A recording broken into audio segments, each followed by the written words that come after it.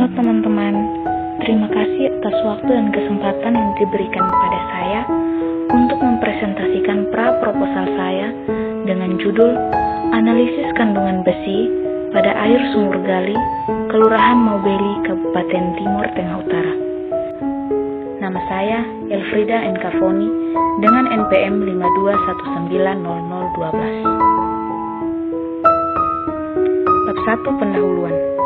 Pada pendahuluan akan dibahas latar belakang, rumusan masalah, tujuan penelitian, dan manfaat penelitian.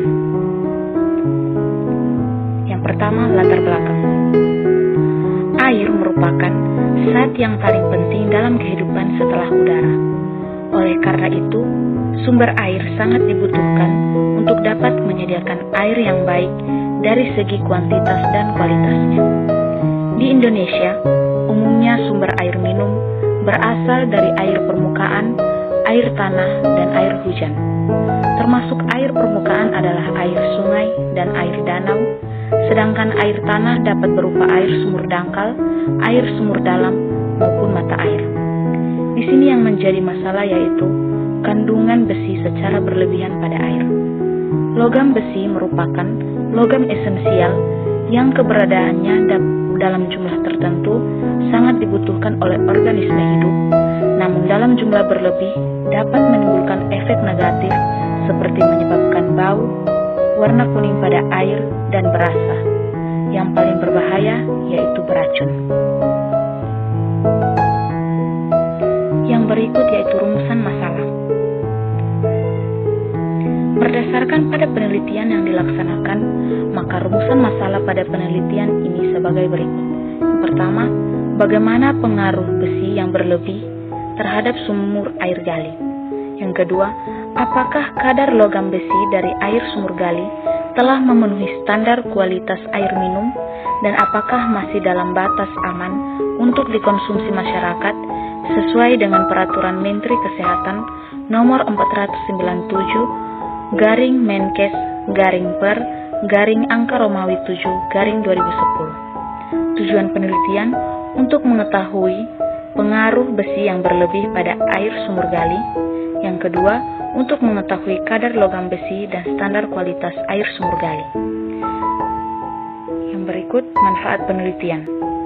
Manfaat penelitian yaitu untuk memberikan informasi dan manfaat kepada masyarakat tentang kadar logam besi pada air sumur gali dan apakah sudah memenuhi persyaratan kualitas air minum menurut Peraturan Menteri Kesehatan Nomor 497//Menkes/Per/Angka Romawi 7/2010. Bab 2 Tinjauan Pustaka. Yang pertama, air. Air merupakan salah satu sumber daya alam yang memiliki fungsi sangat penting bagi kehidupan manusia serta untuk memajukan kesejahteraan umum sehingga merupakan modal dasar dan faktor utama pembangunan. Air juga merupakan komponen lingkungan hidup yang penting bagi kelangsungan hidup manusia dan makhluk hidup lainnya. Hal itu bisa dilihat dari fakta bahwa 70% permukaan bumi tertutup air dan 2/3 tubuh manusia terdiri dari air. Yang kedua, besi. Besi adalah salah satu elemen kimiawi yang dapat ditemui pada hampir setiap tempat-tempat di bumi, pada semua lapisan geologis dan semua badan air. Pada umumnya, besi yang ada di dalam air dapat bersifat larut. Yang berikut, besi dalam air. Besi masuk ke dalam air oleh karena reaksi biologis pada kondisi reduksi atau anaerobi. Jika air yang mengandung besi atau mangan dibiarkan terkena udara atau oksigen, maka reaksi oksidasi besi atau mangan akan timbul dengan lambat dan membentuk endapan atau gumpalan koloid dari oksidasi besi atau oksidasi mangan yang tidak diharapkan. Yang berikut, sumur gali. Sumur gali adalah bangunan penyadap atau pengumpul air tanah pada kedalaman 7-10 meter dari permukaan tanah dengan menggunakan timba untuk menaikkan air tanah. Sumur gali adalah sarana untuk menyadap dan menampung air tanah untuk air minum dengan cara menggali tanah membentuk sumuran agar mendapatkan air yang sehat dan murah, serta dapat dimanfaatkan oleh perorangan atau rumah tangga maupun kelompok. Yang berikut syarat air minum. Pertama, parameter fisik. Air yang sebaiknya dipergunakan untuk minum ialah air yang tidak berwarna, tidak berasa, tidak berbau, jernih dengan suhu sebaiknya di bawah suhu udara sehingga menimbulkan rasa nyaman. Yang berikut parameter biologis. Secara teoritis, semua air minum hendaknya dapat terhindar dari kemungkinan terkontaminasinya dengan bakteri, terutama yang bersifat patogen. Yang berikut parameter kimia. Air minum yang baik ialah air yang tidak tercemar secara berlebihan oleh zat-zat kimia ataupun mineral, terutama oleh zat-zat berbahaya bagi kesehatan.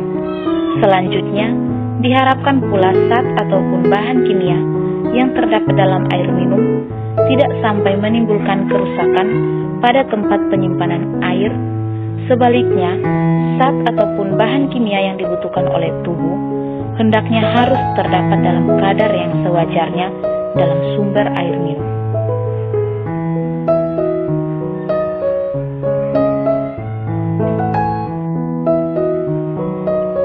Bab 3. Metodologi penelitian.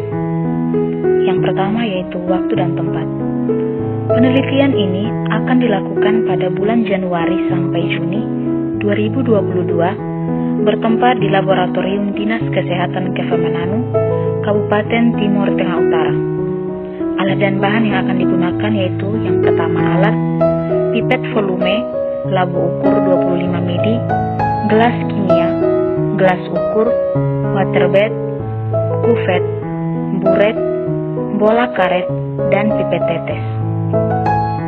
Bahan yang akan digunakan yaitu larutan standar Fe 1000 mg per liter, sampel air sumur gali, Aquades, HCl, hidroksilamin 20%, larutan bufer asetat, dan fenantrolin 0,1%. Yang berikut yaitu prosedur penelitian.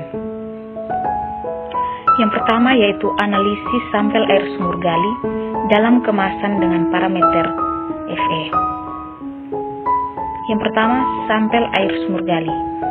Dipipet 5 ml, dimasukkan ke dalam labu ukur 100 ml, ditambahkan Aquades asam sampai garis tanda, kemudian dihomogenkan. Hasilnya didapatkan sampel air sumur gali yang sudah homogen.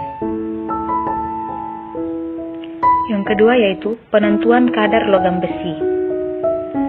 Sampel air sumur gali dipipet 50 ml ke dalam gelas piala, ditambahkan 4 ml dan 2 ml larutan hidroksilamin 20%, ditambahkan 5 ml Aquades, dipanaskan sampel sampai volume tersisa 10 ml, didinginkan larutan tersebut, dipindahkan ke dalam labu ukur 25 ml, ditambahkan 10 ml larutan bufer dan 2 ml larutan fenantrolin 0,1%, ditambahkan Aquades hingga tanda batas, kemudian dicatat kadarnya.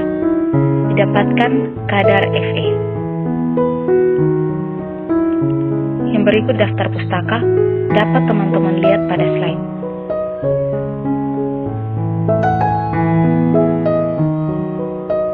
Baik, inilah hasil pra-proposal saya. Sekian dan terima kasih.